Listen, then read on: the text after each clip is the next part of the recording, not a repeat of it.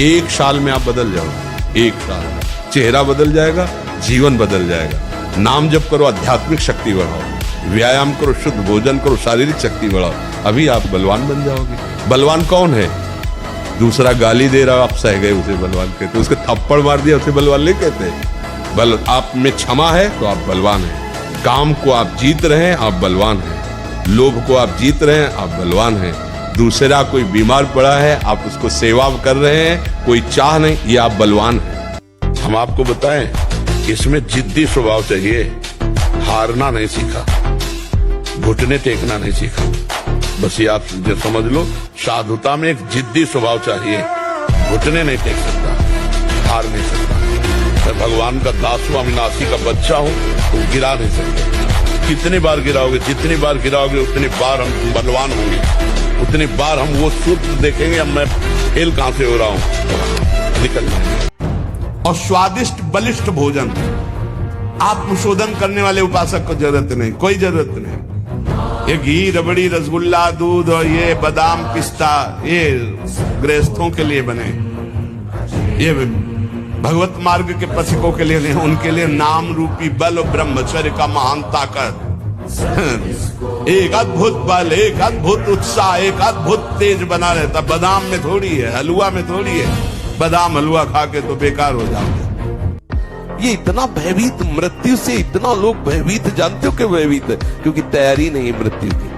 अगर तैयारी कर लो तो अभी तुम चैलेंज दे, मरने से सब जग डरा, फेरो मन आनंद, कब मरी हो कब भेटी हो पूर्ण परमानंद। मृत्यु से भय क्यों लग रहा है? क्योंकि तैयारी नहीं है। मुख से दुर्गंध और शरीर से दुर्गंध आने लगती है, जो अपनी इस ब्रह्मचर्य शक्ति का नाश करता है। दुर्गंध युक्त शरीर हो जाता है। नाक के किनारे ऐसी हल्की हल्की झाई आने लगती है, ऐसे यहाँ हल्की हल्की झाइयां पड़ने लगती, काले दाग जिन्हें कहते हैं। ये चिन्ह है ब्रह्मचर्य का नाश करने की। आवाज में कोमलता नष्ट हो जाती है, रुक्षता आ जाती है। भोजन के पहले अच्छे से हाथ धो, मुंह में कुल्ला करो, और लघु शंका लगी हो तो लघु शंका जाओ।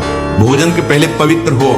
भोजन पाते समय नाम चलना चाहिए या पद चलना चाहिए, या अच्छे कोई संत महापुरुषों के जो चरित्र हैं उनका चिंतन करना चाहिए। खड़े भोजन नहीं पाना चाहिए, लेटे भोजन नहीं पाना चाहिए, चलते हुए नहीं पाना चाहिए। ब्रह्मचारी को बाल भोग नहीं करना चाहिए। बाल भोग पच नहीं पाया, राज भोग डाल लिया, वो पच नहीं पाया, तो आप बीमार हो जाओगे, कब्ज हो जाएगी, गैस बनेगी, आपका भजन में मन नहीं लगेगा, तो फिर वही प्रमाद की स्थिति आएगी।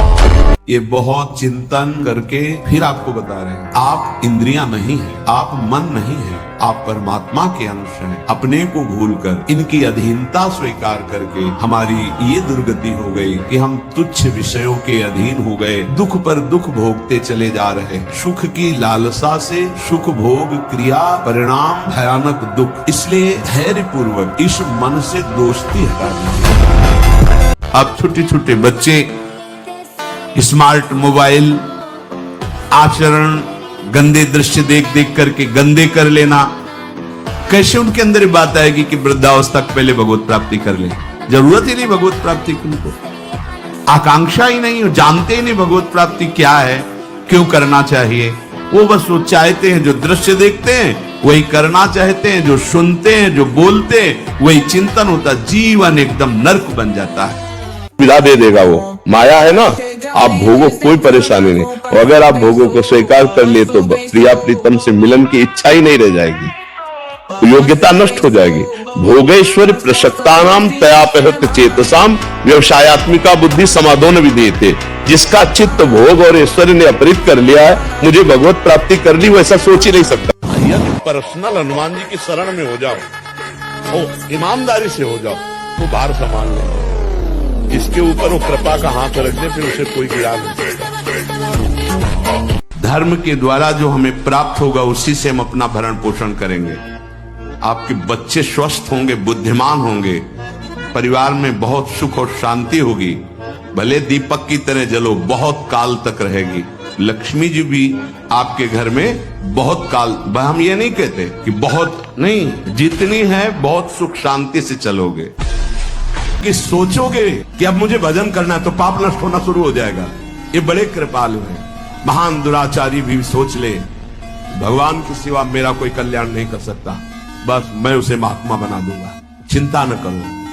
यदि तुमसे पाप बन गए हैं, भूल हो गई है, तो प्रभु का नाम जपने की सोचो केवल, तो पाप नष्ट होना शुरू हो जाएंगे। हर एक जगह हम परास्त हो गए तो क्या हमारा जीवन ही नहीं रहा?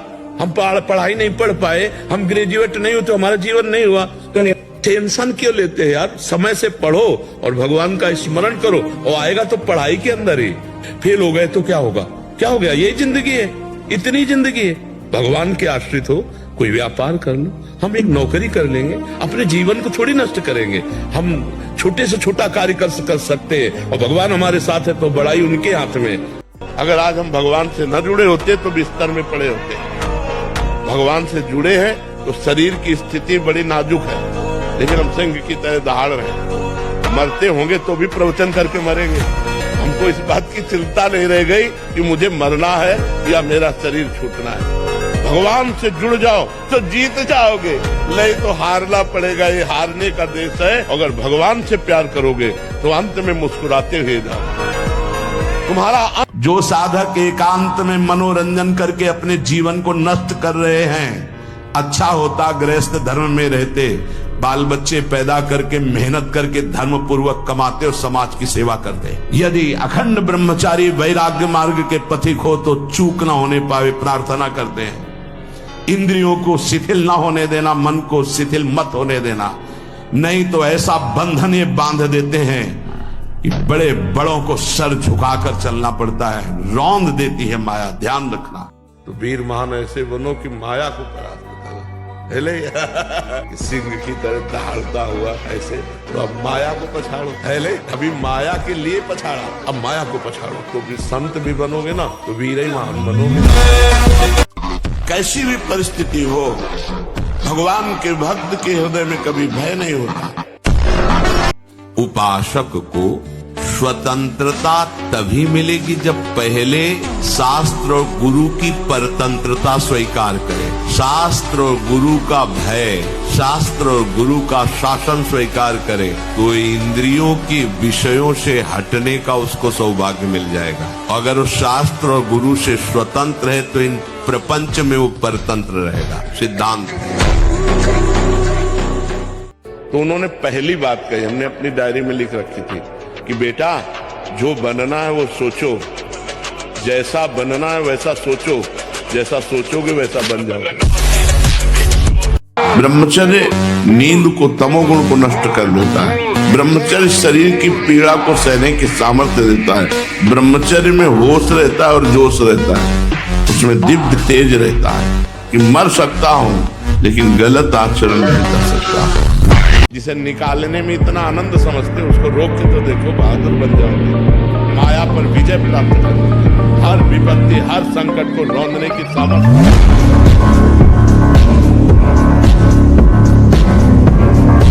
जब तक पाणी ग्रहण संस्कार न हो तब तक ब्रह्मचर्य अवश्य रहो।